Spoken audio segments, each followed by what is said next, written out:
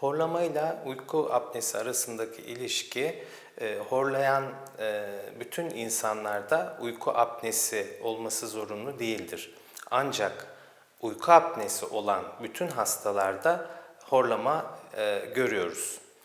Uyku apnesi dediğimiz olay uyku sırasında 10 saniyeyi geçen nefes durmalarıdır.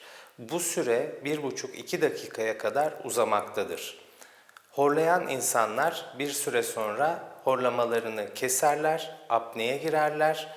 Bir süre sonra beyin oksijensiz kaldığı için kişi silkinerek uyanır ve horlaması kesilir. Daha bir süre sonra bu horlama tekrar başlar ve bu süreç devam eder. Tekrar uyku apnesine girilir. Gece boyunca da bu süreç devam eder.